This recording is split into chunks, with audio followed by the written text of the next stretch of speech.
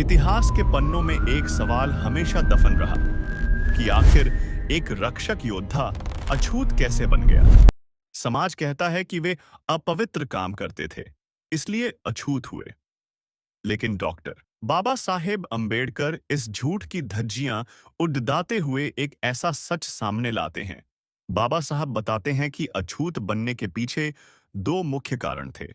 पहला, बौद्ध धर्म के प्रति अटूट निष्ठा, और दूसरा, मरे हुए जानवर का मांस खाने की मजबूरी।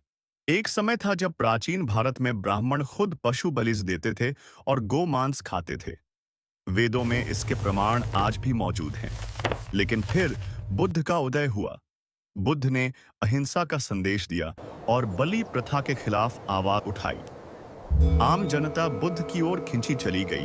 अपनी खोई हुई सत्ता और पवित्रता को वापस पाने के लिए ब्राह्मणों ने एक बहुत बड़ी चाल चली।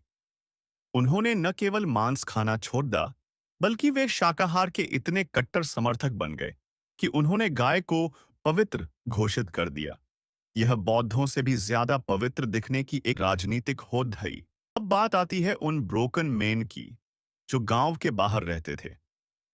ये लोग कट्टर बौद्ध थे और उन्होंने ब्राह्मणों की श्रेष्ठता मानने से इनकार कर दिया था।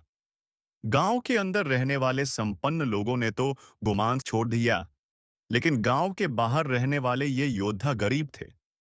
उनके पास न अपनी जमीन थी, न मवेशी। भोजन के लिए वे गांव के मरे हुए जानवरों पर निर्भर थे। बाबा साहब साफ शब्दों में कहते हैं, इन लोगों ने कभी गाय को मारकर नहीं खाया, बल्कि अपनी भूख मिटाने के लिए मरे हुए जानवर का मांस खाया।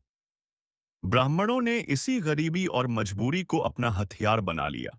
उन्होंने मरे हुए मांस को महापाप घोषित कर दिया और जो इसे खाते थे, उन्हें हमेशा के लिए अछूत की श्रेणी में डाल दिया।